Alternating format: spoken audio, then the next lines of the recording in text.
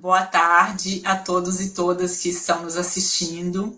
Em nome da Escola Legislativa, eu gostaria de dar boas-vindas à nossa audiência para a live Vidas que Mudaram, né, que vem aqui falar do livro Vidas que Mudaram, que foi lançado, né, sob a coordenação do nosso convidado, o professor Narbal Silva, que é professor titular do curso de Psicologia da UFSC e também do curso de pós-graduação da UFSC e coordenador do LAPOT, que é o Laboratório de Psicologia Positiva nas Organizações e no Trabalho.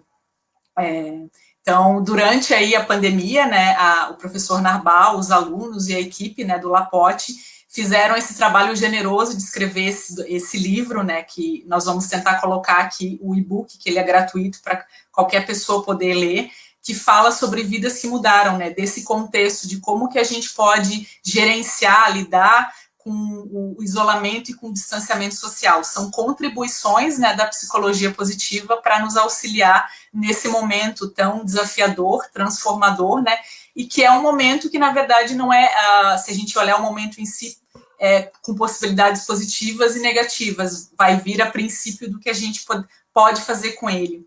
Então, antes de falar um pouco mais do livro, do conteúdo, realmente das contribuições da psicologia positiva, né, que podem nos auxiliar a nossa vida como um todo, e em especial nesse momento, né, vou convidar o professor Narbal Silva para ele também se apresentar e a gente continuar essa conversa. Boa tarde, Aline, e a todos que estão nos acompanhando nesse momento. Quero agradecer o convite que me foi feito pela Escola do Legislativo. É a segunda experiência que eu tenho nessa escola. A primeira experiência foi uma experiência presencial, lá no ambiente físico da escola, num curso sobre desenvolvimento pessoal e no trabalho, né, antes da pandemia, e agora, durante a pandemia, recebi esse convite, naturalmente, de modo virtual. Então, sou muito grato por estar aqui nesse momento e poder falar do Vidas que Mudaram, que foi um trabalho desenvolvido por mim e pelos pesquisadores e pesquisadoras do Laboratório de Psicologia Positiva nas Organizações e no Trabalho da Universidade Federal de Santa Catarina, o qual eu supervisiono, e que produzimos a obra nesse momento de pandemia Covid-19, né, tão crítico e tão tenso para todas as pessoas no mundo todo, né, nos 6 continentes do planeta. E diante dessa circunstância, considerando que nós pertencemos a uma universidade, que fazemos parte da academia, que estudamos e que pesquisamos, entendemos que não poderíamos ficar indiferentes ao contexto, né, de não nos posicionarmos e não contribuirmos de alguma forma para a saúde mental das pessoas diante desse ambiente inóspito, aversivo, ameaçador. Aí daí surgiu o Vidas que Mudaram como um produto do projeto Quarentena do laboratório, que teve 2 gerações de lives, sendo que a primeira geração ela inspirou muito a produção dessa obra, né? A produção da obra é uma materialização, sobretudo, da primeira geração de lives. Essas gerações de lives encontram-se depositadas e disponíveis no canal do YouTube do laboratório, do LAPOT, que é LAPOT UFSC, que pode ser acessado por qualquer pessoa, enfim, né? Qualquer momento. Então é isso, né? Sou muito grato. Vidas que Mudaram, aqui a sua versão física. Só vira ele para o outro lado, professor. Essa é a versão física do Vidas que Mudaram, mas como a Aline falou, ela se encontra disponível para todas as pessoas na editora da Universidade Federal de Santa Catarina, no site da editora. Entrando no site da editora, você pode fazer o download da obra e acessar a obra completa. Então é isso, Aline. Obrigada, professor. Para nós também é uma grande honra ter aqui um representante da Universidade da UFSC, né? Valorização do trabalho da universidade pública. Eu esqueci de falar, o professor Naval também é doutor, né? Então, nesses tempos onde a universidade às vezes tem sido tão descredenciada, né? A gente poder, enquanto escola do Legislativo, também ser um local onde está trazendo e valorizando, reconhecendo as contribuições feitas pela universidade pública, para nós também é uma grande honra e uma grande alegria, professor. Nesse momento aí de Covid-19, a universidade foi muito especial, a Universidade Federal de Santa Catarina, né, injustamente criticada porque alguns, né, não vou dizer que todos, mas alguns entendiam que deveríamos continuar, sobretudo, com o ensino da graduação e da pós-graduação, porque o que nós paramos no momento da Covid, num determinado período, num determinado tempo, foi com o ensino. Todas as outras atividades permaneceram a todo vapor. Se não fosse assim, vidas que mudaram não teria sido produzido. Se não fosse assim, nós não teríamos só no nosso... Eu estou falando só do meu laboratório, né? Porque são centenas de laboratórios nas mais diversas áreas de conhecimento da universidade que fizeram uma verdadeira ofensiva contra a Covid-19 em prol e em defesa da vida humana, em todas as áreas de conhecimento que você possa imaginar.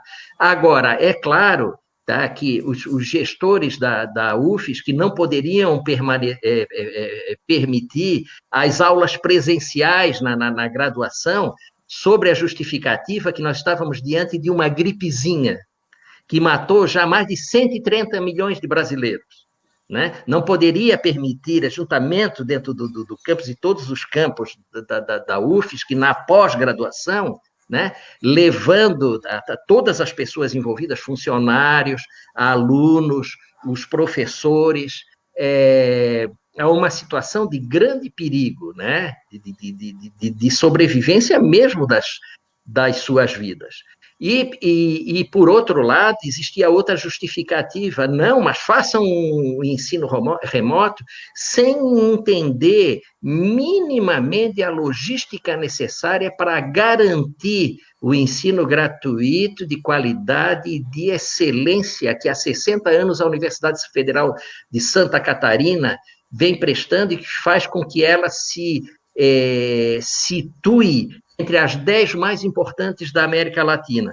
Então, todos esses cuidados foram tomados, todas essas circunstâncias extremamente complexas de serem geridas foram vistas para que o ensino à distância, né, que era o que efetivamente não teve continuidade nesse período, pudesse ser retomado. E que agora foi retomado, né, tanto na graduação quanto na pós-graduação, com condições muito razoáveis para todos os envolvidos. Eu, por exemplo, estou atuando no ensino à distância na pós-graduação e no ensino de graduação, me qualifiquei para isso e tenho experimentado feedbacks muito interessantes por parte de todos os envolvidos, por parte dos alunos. Então, é isso, Aline. É isso, só para... contextualizar e dizer, né, de que vidas que mudaram só se tornou viável e só se tornou possível disponibilizar à sociedade como uma das ações de inserção social da Universidade Federal de Santa Catarina, em função também desse momento, né, de parada do ensino presencial que nos permitiu intensificar esforços em outras áreas de pesquisa e de extensão, sendo que, se não tivesse sido dessa forma, a sua viabilidade teria sido muito difícil, ou talvez ele ainda não estivesse pronto e disponível para ser entregue à sociedade humana, não falo nem a sociedade catarinense, mas a sociedade humana de modo geral, porque uma vez que ele é uma obra digitalizada, né, então o âmbito de alcance dele é o planeta Terra. Não tem mais fronteiras, né? E vejo, por exemplo, o nosso papel também como escola do Legislativo, uma escola de formação cidadã, também uma instituição pública, né? Valorizar o papel da universidade pública gratuita e de qualidade, né? Então, para nós, de novo, é uma honra ter o senhor aqui e poder justamente de que às vezes essa confusão, né, de que não ter a aula normal presencial significa que não se está produzindo nada, e pelo contrário, precisa um tempo para que as coisas aconteçam, que nos leva até, né, eu já gostaria de fazer uma provocação aqui para a gente falar do tópico do autocuidado, porque às vezes a gente espera que a resposta seja imediata. Não, tem um problema, mas aí a gente tem que transformar tudo em digital e precisa-se de um tempo, né? O senhor vai poder falar muito melhor do que eu sobre isso, e de um cuidado para que se possa ir para um outro ponto, né? Claro. Não é assim de qualquer maneira, a gente não reage, ou quando reage pode ter consequências delicadas, as coisas precisam ser feitas com cuidado, com autocuidado, com compaixão. Então, queria convidar o senhor a falar um pouco sobre isso. Assim, ó, é muito pertinente isso que você fala, porque é sempre muito fácil, a princípio, para o outro que não tem os conhecimentos e as experiências necessárias para fazer algo, exigir que você faça de imediato, né? Como se fosse extremamente simples, sem levar em conta a logística, as técnicas que são necessárias dominar, os conhecimentos que são necessários, enfim, né? Então, sempre é muito fácil fazer a exigência sem ter o mínimo conhecimento do que é necessário e também sem ter a responsabilidade de vários aspectos que estão inclusos nessas circunstâncias. Então, quando nós falamos de autocuidado, temos como ponto de partida de que você só pode cuidar do outro se você cuidar de si próprio, né? Então, você precisa estar bem fisicamente, né? Hoje se fala muito em capital econômico, né? Na sociedade que a gente vive, a economia, né? E houve assim, até permanece um embate, né? A economia versus as vidas. Economia e vidas são importantes, enfim. Então, nós temos o capital econômico, mas nós temos o capital biológico também. As pessoas precisam elas estar bem do ponto de vista das suas saúdes físicas para que elas possam atuar. Tem o capital intelectual do conhecimento e o capital psicológico, né? A saúde mental. Então, se nós não estivermos devidamente cuidados dessas coisas, principalmente do biológico, do intelectual, que é o cognitivo, e o psicológico, que envolve os aspectos de sentimentos, afetos, emoções e assim por diante, vai ser muito difícil você se reportar ao outro de uma forma que expresse compaixão, de uma forma que expresse solidariedade, que expresse empatia. Então, o autocuidado também é denominado de autocompaixão, é eu olhar para mim, cuidar de mim, para que eu possa estar preparado para olhar e cuidar do outro, né? Então, quando a universidade, voltando à Universidade Federal de Santa Catarina, quando ela dá aquela parada, é também assim, um olhar de um autocuidado para si própria, porque nós tivemos que entender, fazer a leitura do momento, né? Que lá em março, abril, tudo era muito turbulento, muito ainda opaco, difuso, né? No sentido de compreender o que é que estava acontecendo. E como nós, seres humanos, temos uma necessidade enorme de entender o nosso contexto e as influências do nosso contexto sobre nós e como nós podemos influenciar o contexto, temos necessidade de nos adaptar, de nos inserir, né? Porque isso supõe também o ímpeto pela nossa sobrevivência. Nós precisávamos de tempo. nós precisávamos de conhecimento, nós precisávamos de domínio de logística, e não só no que se refere aos nossos espaços no trabalho, mas os nossos espaços em casa também, na vida pessoal, porque nós voltamos todos para casa de uma outra forma, tivemos que ressignificar espaços, tivemos que entender o conceito de trabalho remoto à distância, o chamado home office, né, que de modo geral era uma expressão que designava ou designa um certo status, eu estou em home office, né? Mas todas as implicações disso, que entre outros aspectos, significa ressignificar o espaço físico da tua casa e ressignificar o espaço psicológico e existencial junto àqueles que habitam contigo. Enfim, nós tivemos que aprender muitas coisas. E isso significou o quê? Autocuidado. Para quê? Para que a gente pudesse se fortalecer e aí sim passar a interagir e nos relacionar. Alguém só vai conseguir salvar alguém num mar turbulento, tá, se minimamente souber nadar, né? Então ele precisa ter essa expertise. Quantas pessoas morrem no mar porque de um modo passional, né, de um modo afetivo, tem ali alguém muito importante que está precisando e nem pensam se sabe nadar ou se não sabe, e se joga para salvar, e nós temos N exemplos que morrem os dois, e todos, e vira uma tragédia maior. Então, isso é autocuidado, né, para que eu possa cuidar dos outros, eu preciso olhar para mim, né? Para que a partir daí eu possa voltar para o que está à minha volta. Então, esse momento de pandemia Covid-19 tem isso como o pressuposto. O isolamento, o distanciamento são aspectos que ferem sobremaneira a necessidade que nós temos de nos relacionar, de nos vincular. Nós somos seres incompletos que nos completamos por meio das relações que estabelecemos com os outros. É por isso que nós criamos cidades. É por isso que nós criamos a Universidade Federal de Santa Catarina e que foi criada a Escola do Legislativo, né? Porque ninguém é um fim em si mesmo, nós somos seres de relações.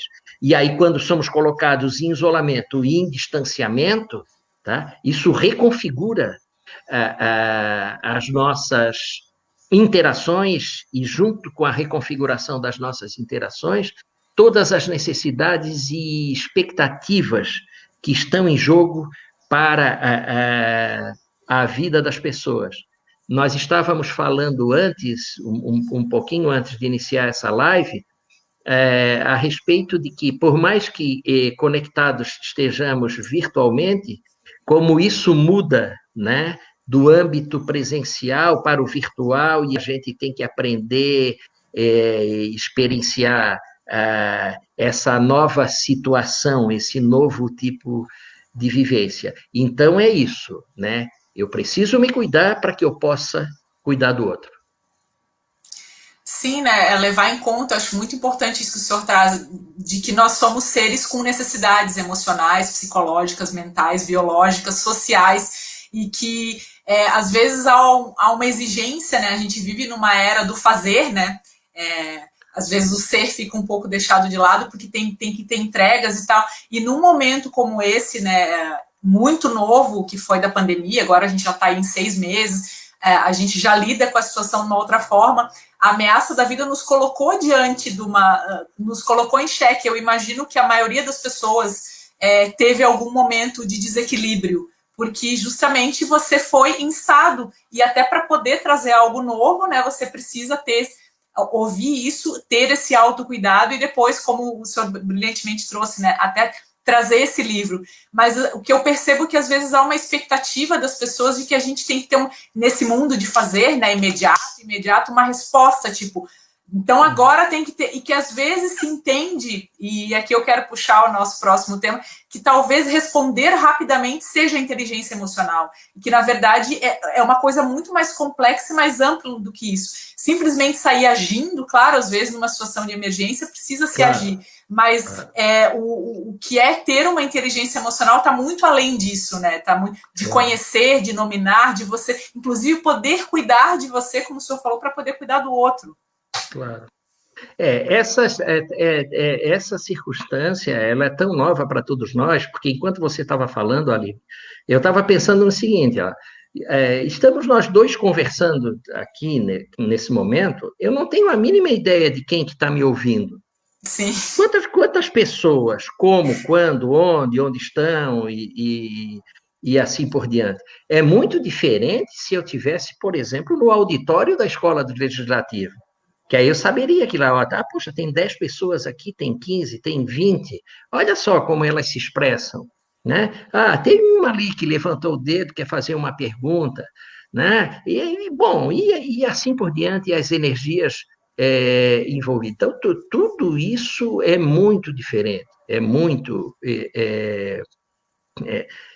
tenso, crítico, com potencial criativo e inovador, com possibilidade de oportunidades e de aprendizados, né?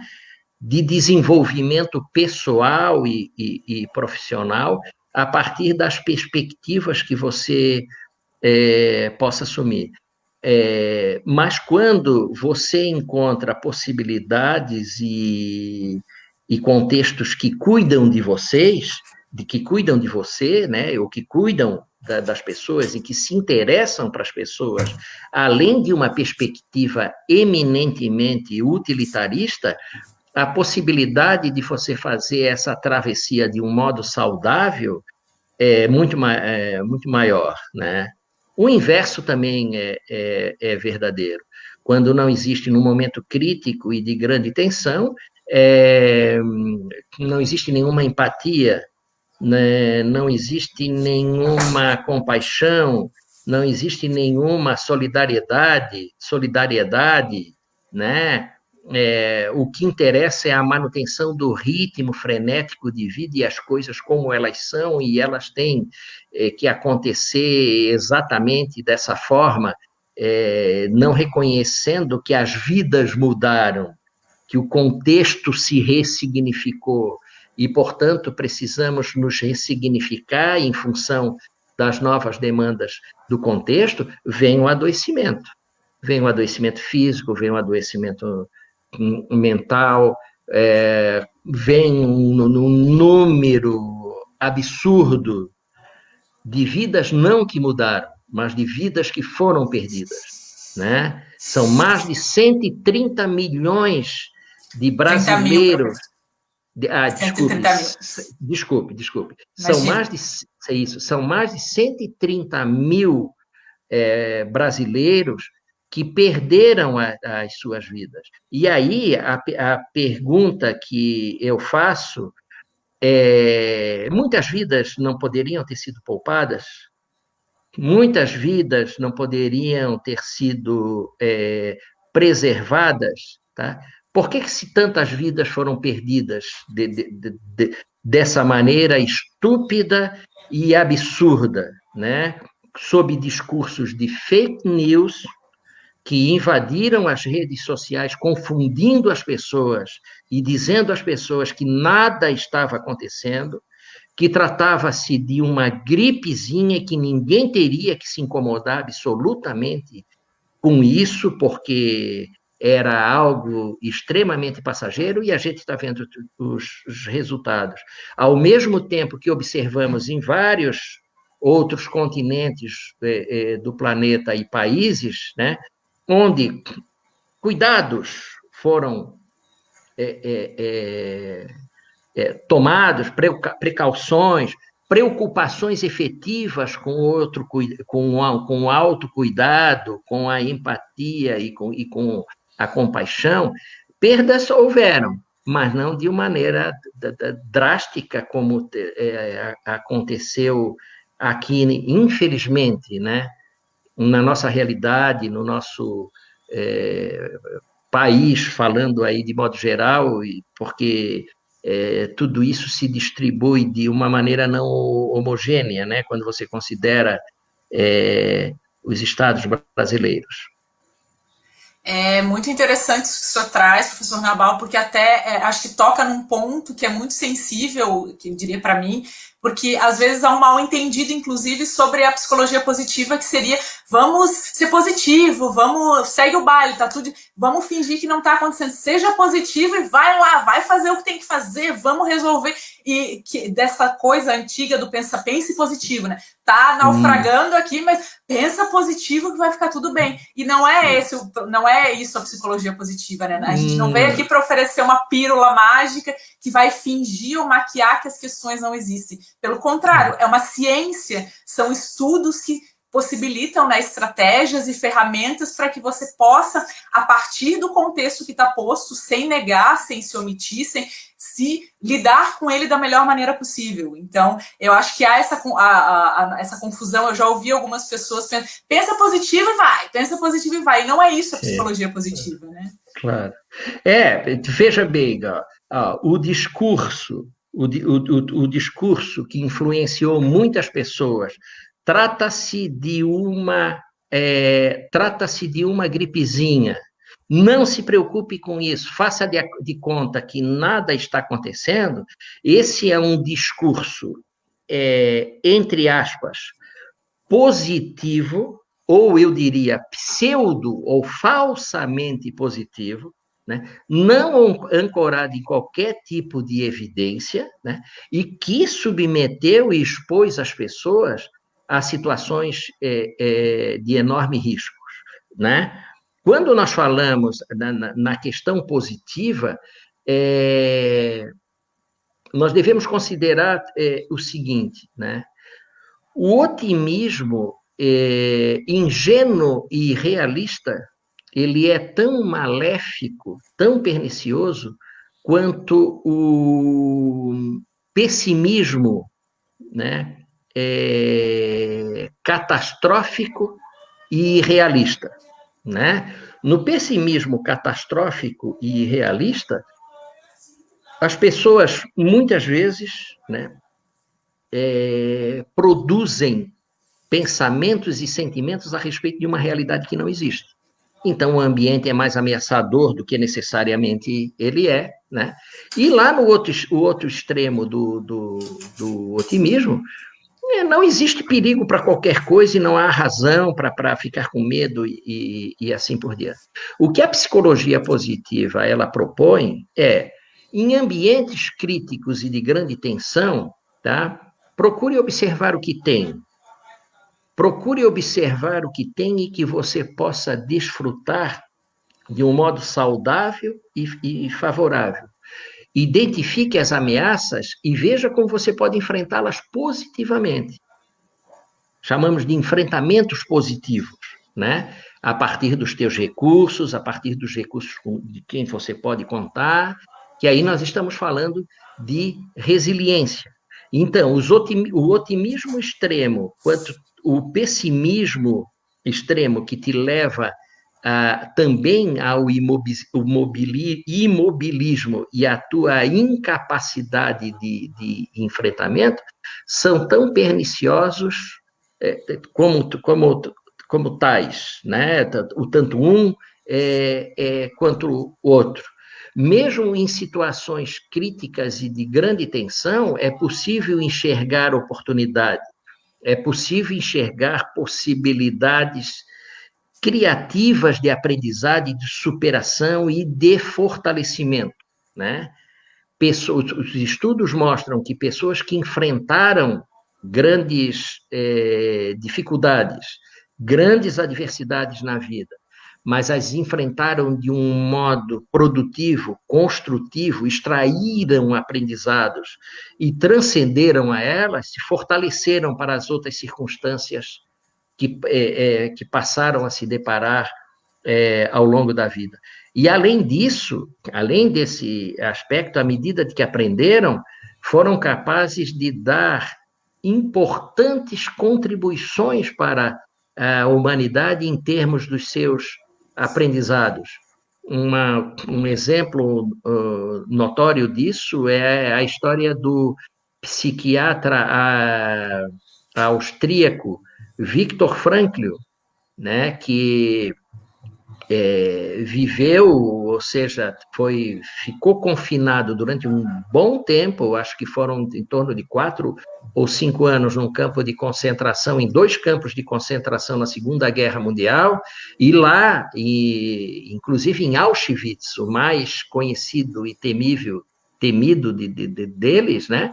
E lá ele angariou uma série de aprendizados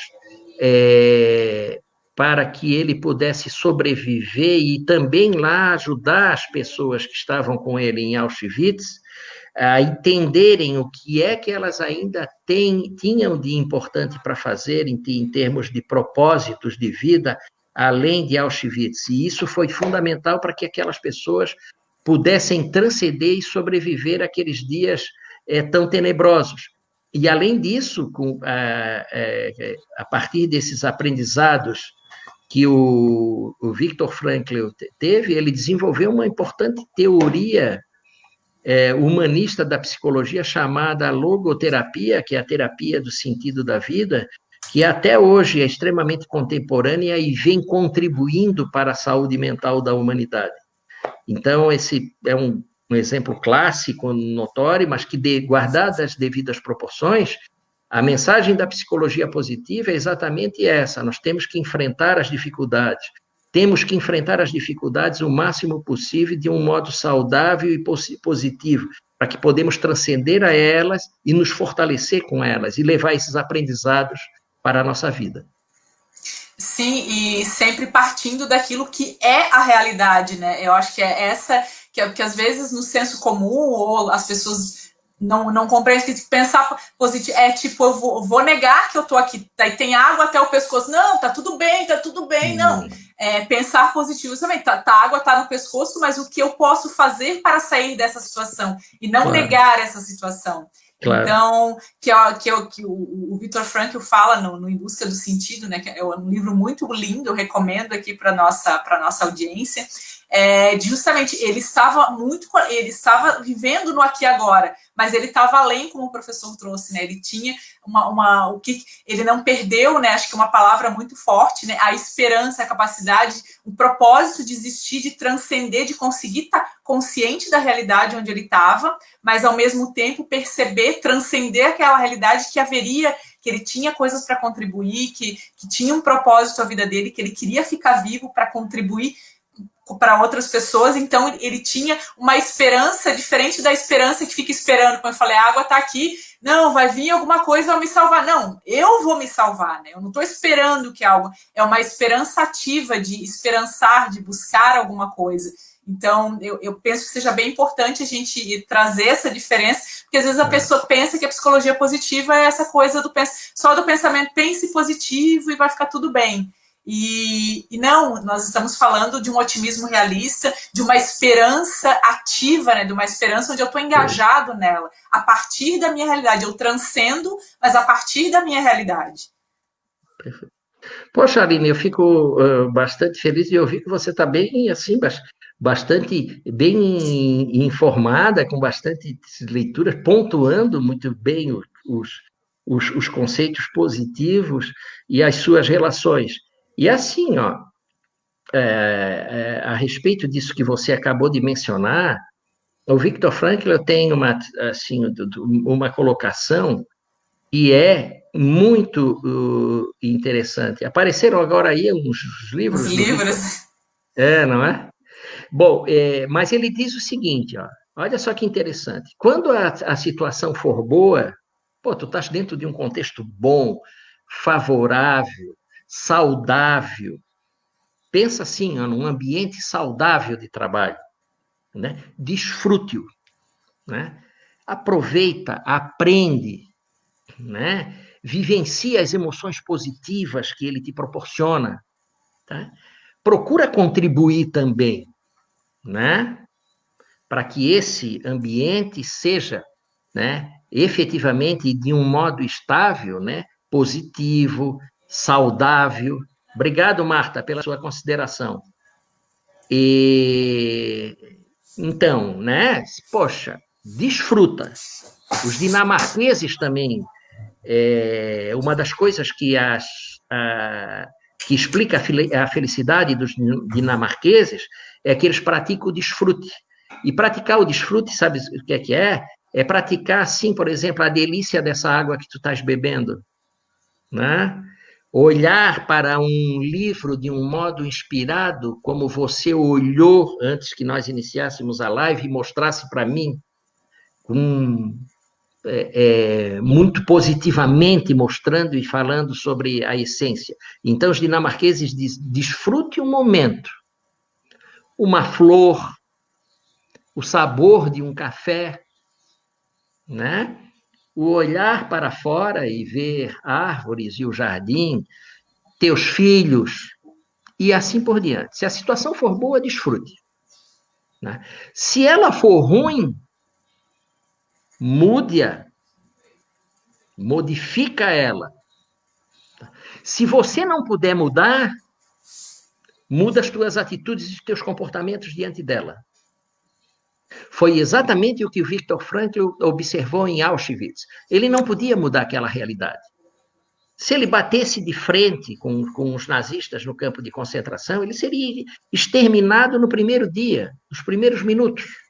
Tá? Então, ele percebeu que ele teve que mudar as atitudes dele, os comportamentos dele, para que ele pudesse sobreviver e, ao mesmo tempo, né, construir sentido e propósito para a existência dele no que ele denominava como o inferno na Terra. Imagina só. Né? E aí, tá? O que é que ele entendeu? Que ali ele poderia aprender alguma coisa. E ele aprendeu a importância do sentido e do propósito.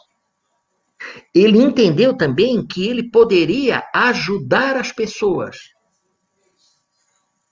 Ele era psiquiatra, né? E ele foi descobrindo que quando ele conseguia sensibilizar os colegas que eles ainda tinham algo por fazer, além de Auschwitz, ele percebia que as pessoas se reinventavam, se reenergizavam e reincorporavam a vontade de continuar sobrevivendo. Né? E reincorporar a vontade de continuar sobrevivendo era não reagir estupidamente à estupidez de um guarda, tinha pressuposto, por exemplo, de inteligência emocional. Muitas vezes na vida nós temos que dar um passo atrás para depois dar dois na frente. Né? Bateu, levou, nunca sempre é uma equação, quando você não avalia adequadamente as proporções do contexto existencial onde tu estás inserido. Então, ele procurou aprender alguma coisa, ajudar as pessoas e internalizar de um modo muito profundo o conceito da sobrevivência. Todas as atitudes e os comportamentos dele deveriam levar em conta a sobrevivência.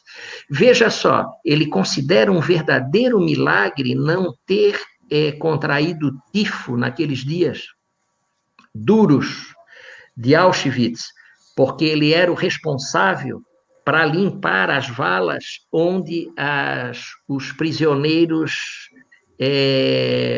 defecavam, né? E eles tinham que fazer a limpeza, não tinha nenhum cuidado sanitário lá e assim por diante.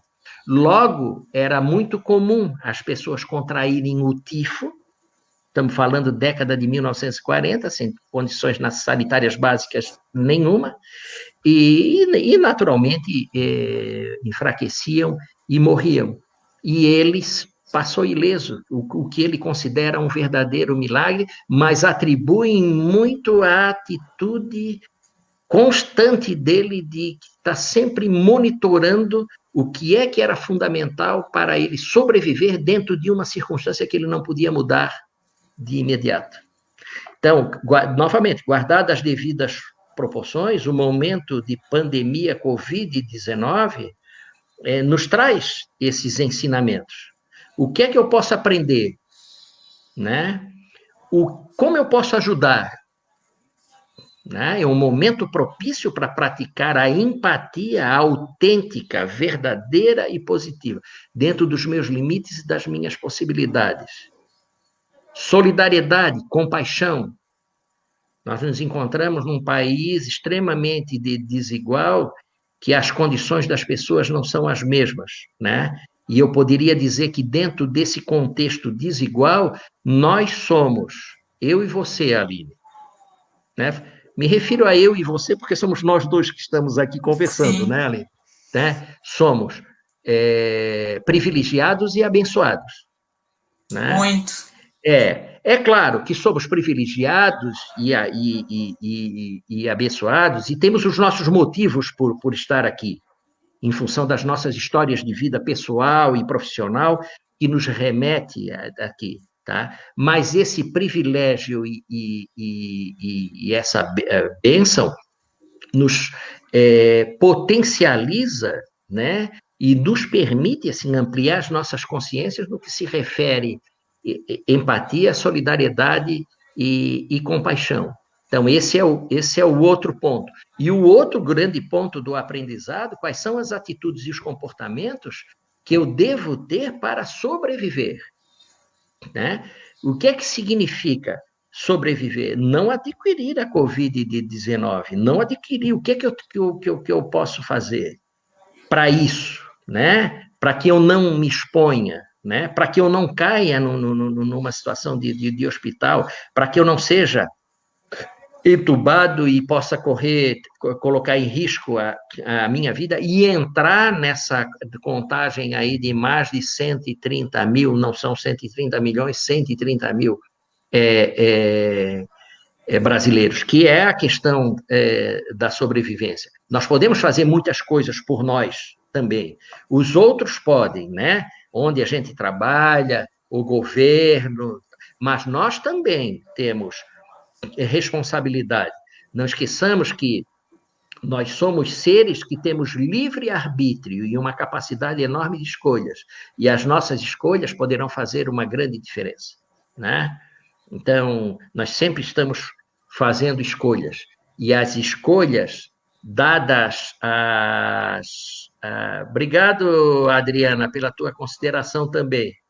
E as nossas escolhas são substanciais em termos de sobrevivência nossa nesse momento tão crítico, né? É um momento de pandemia Covid-19 que nós podemos vencer no detalhe, né? E o detalhe importa, né? Um pequeno erro que você não pode ser fatal, né? Porque nós estamos diante de um inimigo extremamente agressivo, invisível e covarde, que ele ataca e você não sabe direito de onde ele vem, mas nós podemos fazer escolhas e escolhas tais no sentido de calcular esses riscos, de diminuir esses riscos, né? Você não pode controlar tudo, mas você pode controlar muitas coisas, né? Assim, vou dar um exemplo concreto. Agora está começando a esquentar. Nós moramos numa ilha. Pô, chega final de semana, agora dá um tremendo dia de praia, né? Eu tenho um apartamento aqui no norte da ilha, na Praia dos Ingleses. Poxa, vou lá pro meu apartamento e vou para a praia e me junto com um monte de pessoas. Eu estou fazendo uma escolha. Tá? O que é que representa isso para o meu autocuidado? O que é que representa isso para a minha sobrevivência? Não vai acontecer nada. Será que eu tenho exatamente o controle absoluto disso? Eu sei, né? Agora, se eu estou sempre o máximo possível dentro dos meus limites e das minhas possibilidades, levando em conta duas premissas que são fundamentais e que estão estampados na capa do Vidas que Mudaram, né? Contribuições da psicologia positiva para situações de isolamento e de distanciamento social. Essas premissas são importantíssimas, fundamentais, num momento em que ainda não dispomos de tratamento efetivo, não dispomos de tratamento efetivo e nem de vacina. O que é que nós dispomos? Das nossas escolhas, ancoradas nas premissas de isolamento e de distanciamento, né? E o máximo possível que nós pudermos, dentro de um contexto ao qual nós não podemos mudá-lo, né? As nossas atitudes diante deles podem ser muito efetivas, levando em conta essas premissas. Sim. Eu gosto muito, eu não lembro exatamente da frase que o Frank usa no livro, e vocês citam no Vidas que Mudaram, né? Que mesmo quando eu não tenho escolha, eu tenho escolha de como eu vou reagir, né?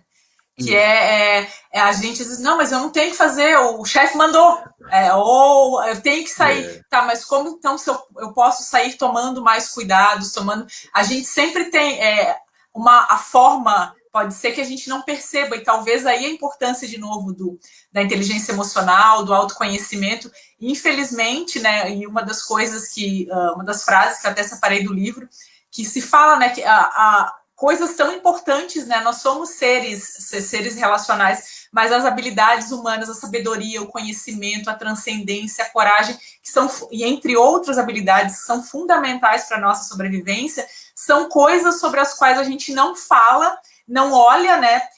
Boa parte das pessoas, eu sei, lidam com situações desafiadoras, dizendo, pensa positivo, mas não olha para o que está dentro, né? Fazendo aquele otimismo irrealista. Então, de que a gente precisa, né? Eu sou muito grata a essa live, a presença aqui do professor Narbal, porque eu penso que seja fundamental a gente poder falar sobre o que a gente sente, e não é para se deixar arrastar pelas emoções, mas eu preciso conhecer, nominar, honrar o que eu estou sentindo, para a partir dali poder fazer algo, né? Que o Frank era um psiquiatra, né? Mas brilhantemente ele conseguiu, ele tá partindo daquilo que ele sentia, tá, eu tô sentindo isso, mas eu não posso ir lá batendo guarda. Ao mesmo tempo, ele tem umas coisas muito interessantes, que quando eu li o livro que me tocou, porque ele dizia que às vezes que a gente tende a pensar, os alemães eram os inimigos, e que às vezes os soldados eram mais generosos, davam comida, do que os próprios colegas judeus que tiravam as coisas. Então, mesmo em situações claro, o contexto é muito difícil, a gente não está aqui para julgar as pessoas, mas mesmo em tese, quem estaria mais próximo de você pode ser mais cruel, ainda tinha escolha de ser cruel, e mesmo o soldado que estava lá para punir tinha escolha de passar uma comida aqui, passar uma comida colar. Então, de que a gente tem essa possibilidade de pensar, existem demandas aqui fora, existem coisas que nos exigem, mas eu vejo da grandiosidade desse momento e da possibilidade de a gente poder falar sobre o que está vivo em nós, da gente poder falar sobre as emoções, a gente aprender a lidar com o que a gente sente, para justamente a partir disso criar estratégias para agir positivamente no mundo, né? Conhecendo os nossos pontos fracos e os nossos pontos fortes, mas eu preciso partir daquilo que eu sou. Eu não posso querer eu ser a Aline, o Dalai Lama, Jesus Cristo, eu posso procurar ser a melhor versão da Aline. Eu não vou ser o professor Narbal. Então, mas para isso, para eu ser a melhor versão da Aline, eu tenho que saber quem é a Aline, minimamente possível, né? Então, nesse sentido, professor, da importância da gente estar falando de um tema como esse, estar falando da psicologia positiva, e se talvez, né, a pandemia é algo terrível, mas justamente a situação em si nos trouxe talvez a possibilidade do isolamento, de nos fazer olhar para dentro, porque eu não posso fugir para o cinema. Tem algumas pessoas indo para a praia, mas enfim, pelo menos no início era assim, eu não posso mais sair, eu vou ter que olhar para mim. Claro. Então é uma situação que também traz à tona essa possibilidade de eu conseguir, porque talvez todas as pessoas da minha vida, algumas vão, outras vêm, mas a única que vai ficar comigo até o fim da minha vida sou eu mesma. Então eu preciso me conhecer e conviver bem comigo e extrair melhores habilidades de autoconhecimento, de autocontrole, de empatia, de solidariedade, até para me relacionar melhor com as outras pessoas. Isso mesmo, Aline. Eu acho que assim, você menciona um aspecto que é muito importante do ponto de vista do autoconhecimento, né? Quando eu tiro o foco de mim e coloco no outro, muitas vezes com uma perspectiva de não ser eu, mas ser o outro, eu perco o meu foco, né? eu perco a possibilidade de ser o melhor que eu posso ser, seja em que circunstância for, da vida pessoal ou da vida profissional. Acho que assim, um grande milagre que existe na vida, né, o grande milagre da vida, e em especial da vida humana, é que a gente não encontra nos 6 continentes do planeta, constituído aí por bilhões de pessoas, ninguém que seja exatamente igual a alguém, seja do ponto de vista físico, né? Sobretudo do ponto de vista psicológico. Nós somos seres únicos, não tem uma reprodução, nem em gêmeos univitelinos, né? Que você olha ali, são idênticos, até que você passa a conhecer um pouco melhor e já começa a observar diferenças por socialização, diferenças que já são trazidas na bagagem genética das pessoas, mas nós somos diferentes. E ao sermos diferentes, e é importante que sejamos diferentes, porque a grande contribuição ela está na diferença e não na igualdade, né? A grande diferença está na diversidade, né? E entender a diversidade, que as pessoas são diferentes, e, portanto... Que bom, né? Que bom que elas são diferentes. Que bom que elas são diferentes, porque à medida que eu convivo com pessoas diferentes, eu aumento a possibilidade de ampliar o meu espectro perceptivo, de começar a enxergar coisas que até então eu não via, que o outro vem ali e me mostra. Agora, sem dúvida, né?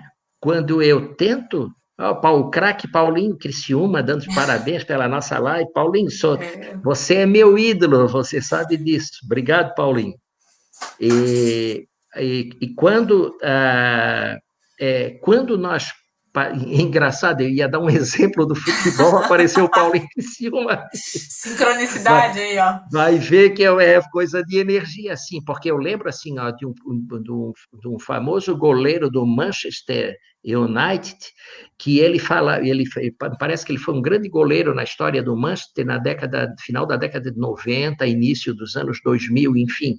E aí ele falava o seguinte, que nos jogos ele sempre procurou ser a melhor versão dele mesmo, e não se comparar aos outros, que ele tinha que ser fulano, beltrano ou ciclano, porque se ele fizesse isso, ele retiraria o foco dele. Então, ele falava aí de autoconhecimento, de consciência, de concentração, e ser o melhor que eu puder ser. Imagine se eu fosse fazer essa live, ou você, se você...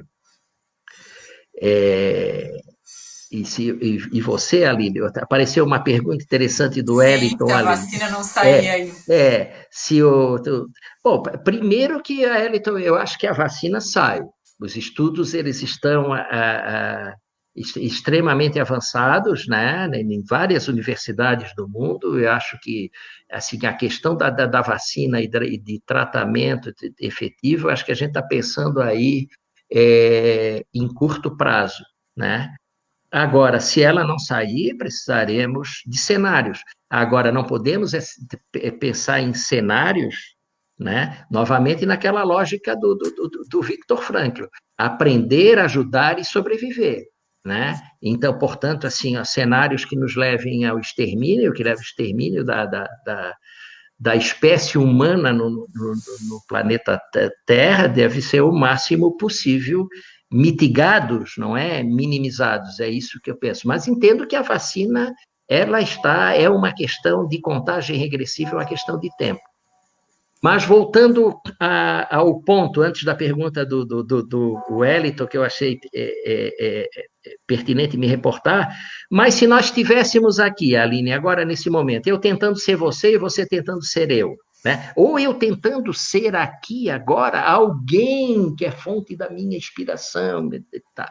Enfim, isso me colocaria numa situação presenteísta, tal, que comprometeria todo o nosso encontro, que pressupõe presença e diálogo. O que é que seria uma situação presenteísta? Eu estaria tão ocupado em ser algo ou alguém que eu não sou, que eu deixaria de estar aqui. E você também, né? Ou eu tentando ser você e você tentando ser... Nós temos é que ser nós mesmos, né? Com os nossos acertos, com os nossos erros, né? Com as nossas melhores versões que possamos ter, com as nossas defasagens, com aquilo que a gente entende que precisa melhorar e superar para nos fortalecer, e assim por diante, né? Ser o que somos, né? E o melhor que pudermos. Sim, focados em nós, né, inclusive para poder oferecer, né, depois, né, como a gente falou, ter um sentido de propósito. Se eu buscar ser a minha melhor versão de mim mesmo, eu posso oferecer o que eu tenho de melhor e, ao mesmo tempo, cuidar das minhas fragilidades, né, e traçar estratégias para tá lidando com isso. Professor Narbal, eu queria, né, a gente já está aí quase 4 horas, não vamos conseguir esgotar, que o livro é maravilhoso, eu recomendo aí para a nossa audiência que leiam Vidas que Mudaram, mas quero convidar o senhor a falar um pouco sobre gratidão, resiliência e felicidade, que são conceitos muito importantes na psicologia positiva e que também podem ser usados de forma utilitária, mas eu acho que a gente pode falar, até pensando nesse nosso lugar aqui de pessoas privilegiadas, né, e que ser privilegiado também, para mim, pressupõe que eu possa usar o meu lugar de poder, e nesse momento aqui, o meu lugar de poder, para compartilhar parte da minha jornada. E na minha jornada, gratidão, felicidade e resiliência são coisas muito importantes. Às vezes a gente pensa que, mas a pessoa está sobrevivendo, ela está preocupada com outras coisas. Mas justamente a gente precisa desmistificar que essas coisas são só para quem quem está com a pirâmide lá, a base da pirâmide de Maslow, satisfeito. Não, você pode estar satisfazendo isso, mas também satisfazendo as necessidades de propósito, entre outras. A gente não precisa ser na ordem absoluta, né? A gente pode também usar esse espaço aqui, independente, claro, cada um vai estar numa condição para que as pessoas possam ter acesso a essas ferramentas maravilhosas e que depois elas vão aprofundar na leitura do livro. Olha só, a Luciana Moura Castelã, ela diz, retornar à educação com atendimentos presenciais não tem lógica, acredito que só com vacina ainda há perigo de contágio. Com certeza, Luciana. Eu compartilho dessa tua ideia, e até porque nós temos tecnologias que permitem encontros desse tipo. Tá? Por que nós iríamos fazer esse encontro que nós estamos fazendo lá no auditório da Escola do Legislativo e juntar todo mundo? Por quê? Em nome do quê? De que convicção? Nós temos tecnologia que permite nos encontrarmos virtualmente. Esse é um ponto. Voltando até o que tu tinhas mencionado ali. Bom, resiliência significa o seguinte, assim, não devemos negar os problemas. Os problemas, eles precisam ser enfrentados, né? Mas nós precisamos, assim, avaliar muito bem os recursos que nós dispomos, né? E as condições e o potencial que nós temos de enfrentamento para aprender com eles e transcendê-los, né? Não podemos resolver problemas intempestivamente, revestidos de burrice emocional, né? O contraponto à inteligência emocional, que significa o seguinte, depois eu vejo como é que fica, vou lá e tal, né? Eu criei uma expressão para a ausência da inteligência emocional, que significa a síndrome do efeito Hulk, né? Quem assiste o filme Hulk sabe muito bem o que é a síndrome do efeito Hulk, né? Ele está sob tensão, está sendo agredido, e daqui a pouco ele se transforma e explode tudo, né? E depois ele volta. Então, esse é um ponto, né? Que é uma outra ideia errada a respeito da psicologia positiva. Devemos fazer de conta que não temos problemas. Não, né? De jeito nenhum. Os problemas humanos, eles revestem a vida humana. Eles precisam ser enfrentados, mas positivamente. O máximo possível, construtivamente. Né? primeiro que se tu negar os problemas que tu tens na tua vida pessoal, na tua vida no trabalho, não significa que eles vão desaparecer. Tá? Eles te dão um certo conforto momentâneo, mas eles podem até tomar outras proporções, e aí a angústia vem de uma maneira estratosférica. E muitas vezes te leva à paralisia, porque tu não faz nada. Eu estou com tanto problema, eu não vou fazer nada, não vou fazer nada. Né? Então, eles precisam ser enfrentados, mas de modos assertivos, né? De modos que podem requerer assim, ó, que você respire, pense, avalie, busque ajuda, né? Muitas vezes, assim, ó, aquilo que eu, a princípio, no trabalho ou na vida pessoal, não, mas isso aqui não tem jeito. Até que a Aline chega e me mostra ali, puta, eu não tinha pensado nisso. Quem vem de fora, às vezes, ajuda. Quem vem de fora com um sentido positivo, né, verdadeiro de ajudar, né? Isso é muito importante também. Aonde tu vais buscar tuas fontes de ajuda, né? Que possam efetivamente ajudar. Então, isso é a resiliência. Gratidão, tá? É um exercício importantíssimo, tá?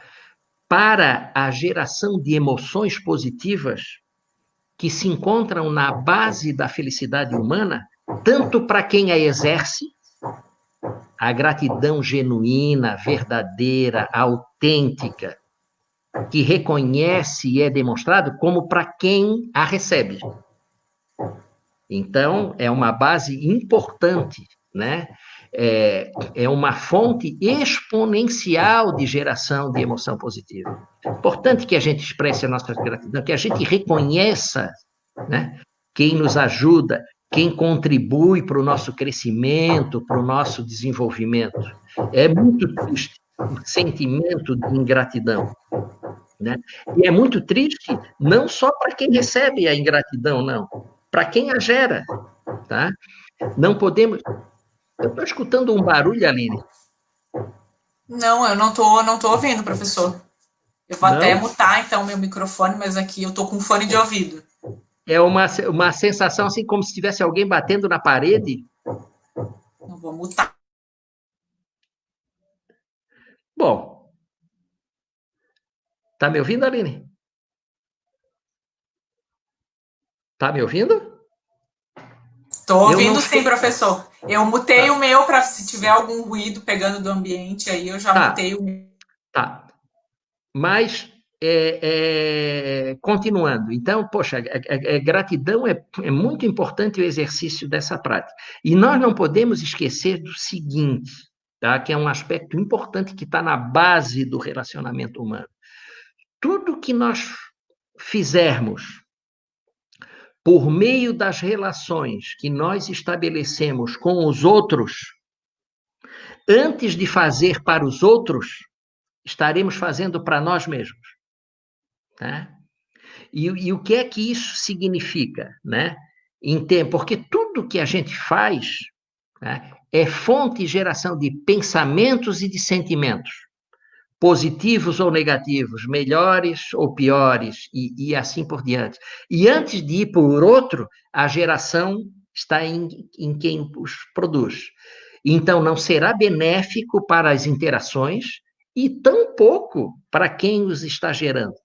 É muito importante perceber isso. Né? E quando nós pensamos, o terceiro ponto que tu falasse foi felicidade, não foi isso?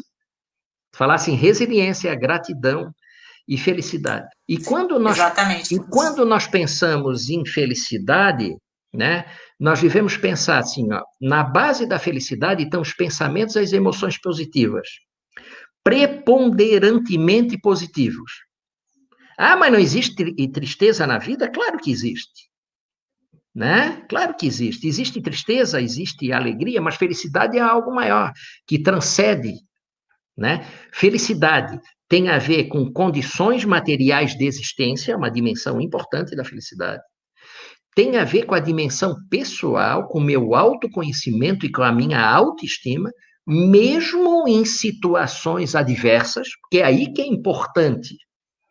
Em situações adversas, que é fundamental eu me conhecer e eu ter uma boa representação de mim para enfrentá-la positivamente, né? Então, tem os aspectos pessoais, a chamada dimensão pessoal, que eu dividiria entre psicológica e biológica também, que são os aspectos biológicos da felicidade. Por exemplo, a geração de serotonina por meio de exercícios físicos são hormônios capazes de produzir emoções positivas que fazem tu te sentir melhor, né? E tem todo um sentido biológico. A alimentação saudável, enfim, e o sono, todos os aspectos aí que confluem. Uma outra dimensão importante da felicidade é a relacional. Nós precisamos de conexões positivas, né? De vínculos profícuos, agregadores que nos ajudem e que nós possamos ajudar. Não podemos esquecer que uma base fundamental do relacionamento humano são as relações de ajuda. Tá? Nós sempre estamos precisando de ajuda e sempre tem gente precisando de que nós possamos ajudá-las. Seja no âmbito pessoal, seja no âmbito de trabalho, relações de ajuda estão na base da convivência. E isso não significa, por exemplo, um importante estudo longitudinal de Harvard mostrou que as relações, os vínculos profícuos entre as pessoas estavam na base das suas felicidades. Por exemplo, casais que viviam durante muito tempo. Isso não significava que eles não se desentendiam, que eles não brigavam, que isso ou aquilo, mas era muito produtivo aquilo que eles construíram ao longo do tempo, ajudando um ao outro a ser melhor do que era anteriormente. Então, as conexões. Isso mostra o quanto a relação do gestor com os funcionários, a relação dos colegas, os relacionamentos familiares na comunidade, base importante da felicidade. E a outra dimensão é a dimensão transcendental ou espiritual. Nós precisamos de projeto. Nós somos seres dotados de uma vontade enorme de sentido. Tá? Nós somos seres que temos uma capacidade inerente de viver olhando para o futuro, porque é para lá que nós iremos. E quando nós perdemos essa capacidade, nós nos encontramos em perigo, porque somos tomados pelo pensamento e pelo sentimento que não temos mais nada por fazer, né? Então, esses são os pilares disso chamado de felicidade. Um estado psicológico revestido de modo preponderante por emoções positivas, perenes e estáveis, né? E que são construídas socialmente por meio de interações e por meio de vínculos ao longo do tempo, né? Então, não é uma coisa ou outra, são todas essas coisas interagindo sinergeticamente. Até aproveito, Aline, para dizer o seguinte, tá, a respeito disso.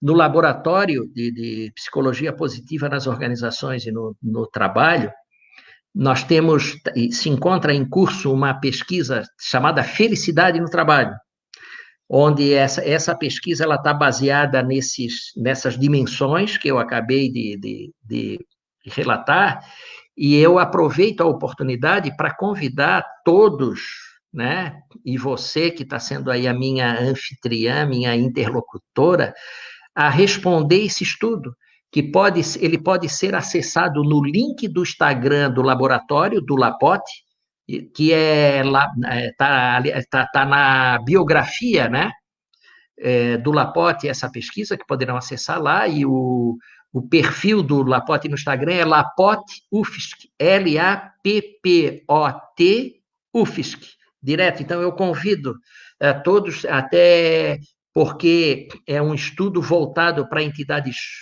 privadas, não governamentais e privadas também, públicas, privadas e não governamentais. Então, aproveito para convidar para fazer isso. É uma pesquisa nacional, em todas as regiões brasileiras, e nós já contamos com mais de 500 respondentes.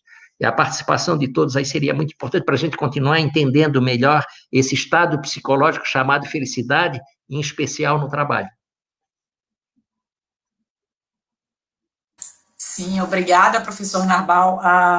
Então, passou aí o endereço do Lapote, depois se alguém quiser entrar no Instagram, e para conhecer mais, né? Porque aqui a gente só pôde ver, tipo, uma pinceladinha do trabalho do professor Narbal e toda a equipe, né? Todos os pesquisadores e alunos que têm o mestrado em psicologia positiva também. Então, tem um grupo trabalhando com bastante afinco nessa área das relações do trabalho e trazendo a importância de novo, né? Que bom que nós podemos estar aqui falando sobre a importância de felicidade no trabalho, de como as relações são importantes, né?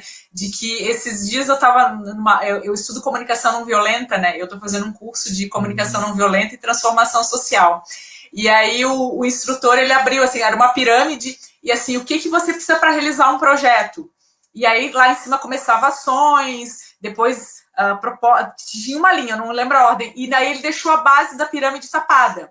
E assim, a base para você começar qualquer coisa é relações. Se você não se relaciona, se você não tem contato, você pode ter ideias maravilhosas, você não tem com quem dialogar, se você não tem acesso, então cuide das suas relações. Além de, não no sentido utilitário, porque é claro que a gente sabe que são as relações que levam a gente a realizar as nossas ações, os nossos propósitos no mundo, mas porque elas são fonte, como o senhor bem trouxe, de felicidade. Nós somos seres relacionais, somos seres... eu descubro quem eu sou na relação com o outro, eu percebo partes de mim no contato com o outro. Então, que a gente possa cuidar dessas relações e desfrutar, a outra palavra que o senhor trouxe, da felicidade que essas relações podem nos proporcionar. A gente já está aí, já são 4h15, eu queria convidar o senhor para fazer as considerações finais, né, falar mais alguma coisa, para depois a gente encerrar. Dá vontade de ficar aqui, eu, pelo menos, eu até conversava com o professor Narbal no início, porque é estranho, parece que eu conheço ele, né, mas eu nunca o vi pessoalmente. A gente se falou pelo telefone, já tivemos um outro encontro virtual, mas assim... Estou aqui maravilhada de beber de todo esse conhecimento que o senhor tem e muito grata de poder estar fazendo essa interlocução e levando para o grande público todo o conhecimento que o senhor tem do grupo de pesquisa, né? E tornando isso mais acessível para mais pessoas. Obrigado, Aline.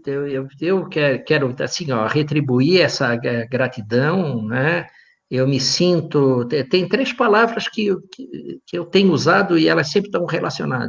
Eu me sinto, primeiro, honrado de estar aqui, nesse momento especial, na Escola do Legislativo, sendo recebido tão gentilmente por você. Me sinto privilegiado, né? Por esse momento e abençoado, tá? De poder, nesse momento tão difícil, crítico e de grande tensão, de pandemia Covid-19, ter construído, junto com os meus alunos, pesquisadoras do Laboratório de Psicologia Positiva nas Organizações e no Trabalho, com todo o apoio da Universidade Federal de Santa Catarina, por meio da sua pró-reitora de gestão de pessoas, a Carla Búrigo, que acolheu o projeto do Vidas que Mudaram para que ele pudesse ser editado via editora da UFSC, diagramado, revisado, enfim, e que pudesse ser disponibilizado, tá, para as pessoas no mundo todo, o alcance das pessoas no mundo todo. Eu me sinto muito honrado de poder ter ajudado a orquestrar e a protagonizar, né, essa ofensiva, né, uma contribuição à ofensiva da espécie humana contra a pandemia Covid-19. Eu diria para você que eu durmo bem mais tranquilo. Obrigada, professor Narbal, foi um prazer, uma honra, né? Eu gostei das palavras, né? Uma honra, um privilégio, uma bênção estarmos aqui nesse momento. Vou copiar, porque eu acho que eu me sinto realmente um sentimento muito forte tipo assim, gente, eu posso estar aqui tendo essa conversa e posso estar tendo um sentido de propósito também, levando para outras pessoas, né, o meu lugar, né, onde eu estou, poder proporcionar esse diálogo e fazer, né, por meio dessa live, que mais pessoas conheçam Vidas que Mudaram e que elas possam também ser sementes para que outras pessoas tenham acesso a esse livro, né, e que a gente possa disseminar essa plantinha e faça o mundo florescer. Então, agradecer de novo, professor Narbal, pela sua presença, pela sua companhia, agradecer o trabalho da Universidade Pública Gratuita e de Qualidade, porque é graças à universidade que a gente pode ter pesquisadores do calibre do professor Narbal aqui na nossa live. Agradecer o suporte aqui, né, da Juliana, que está nos ajudando, né, o nosso staff, e toda a equipe da Escola do Legislativo, que torna possível que a gente esteja aqui. E agradecer também a nossa audiência, quem esteve aqui ou quem ainda está, por participar dessa conversa conosco. Eu só quero agradecer. Não sei se o senhor quer colocar mais alguma coisa, professor. Não, é agradecer também a todos que estiveram e todas que estiveram aqui conosco, participando, as manifestações que fizeram, inclusive a Andressa Darossi, que é uma das pesquisadoras e uma das participantes efetivas desse projeto do Vidas que Mudaram, está aqui fazendo a sua manifestação, né? Ao Paulinho Criciúma, que novamente fala, o Paulinho reforçou a ideia que poderia ficar por horas aqui, nesse estado de flow que nós nos encontramos para falar a respeito de Vidas que Mudaram, o Wellington, que fez ali o questionário, que levantou aquela importante questão da vacina, e todas as demais pessoas, né, que estiveram conosco, desculpe a menina que é a jornalista que está nos dando suporte. A Juliana. A Juliana, agradecer também a Juliana por ter dado esse suporte, né? A Marta do Prado, que agora, ela disse que me conheceu quando formularam um curso no Legislativo. Gratidão, Marta. Agradeço muito, tá? Por todo esse carinho, pelo reconhecimento de vocês. Espero que em outros momentos a gente possa estar junto de novo. Tá? E só para finalizar, eu passei aqui o perfil do Lapote e o meu perfil no Instagram é Narbal Silva, tudo junto, Narbal Silva. Aí ali vocês podem ver também, né, o que é que existe de conteúdos que eu coloco sempre nessa perspectiva positiva no Instagram e outros materiais e documentos que eu guardo na minha biografia, cujo objetivo é disponibilizar e compartilhar, tornar cada vez mais o conhecimento acessível, que ele possa chegar onde as pessoas estão.